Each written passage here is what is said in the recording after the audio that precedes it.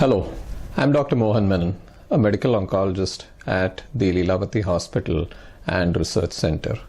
I'm here today to talk to you about cancer care during this COVID epidemic. As you may know, towards the end of the year 2019, there was a new virus infection called as the COVID-19 virus, which originated in Wuhan, China, and spread throughout the world fairly rapidly, including here in India. Millions of people were infected as a result of this virus, and this has led to a significant pandemic around the world. This virus usually affects the lungs and causes a pneumonia.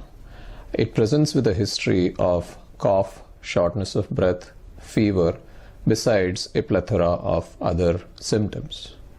Cancer care has been significantly affected as a result of this virus infection, and this has led to bad outcomes both here in India as well as throughout the world, including premature deaths. So, where do we go from here? We can wait for things to get better and how they were prior to this epidemic. However, we do not know when that will be. Also, remember that cancer left untreated is a fatal disease. Thus, we have to adjust to this new normal. After discussion with your doctor, if treatment is indicated, please proceed to treatment without delay.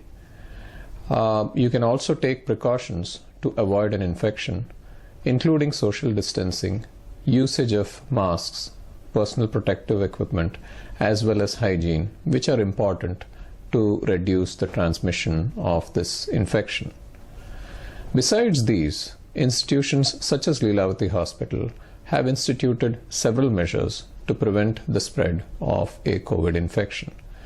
These include separating the COVID and non-COVID sections of the hospital geographically, screening all patients and individuals entering the hospital for fevers, routine use of masks, personal protective equipment, as well as hygiene measures for all individuals working at the hospital, checking routinely for COVID by PCR, as well as the use of a high-resolution CT scan of all patients requiring hospitalization at the hospital. We have continued to take care of patients and be available for you here at the hospital throughout this epidemic and intend to continue to do so. Thank you for listening to this message. Stay safe.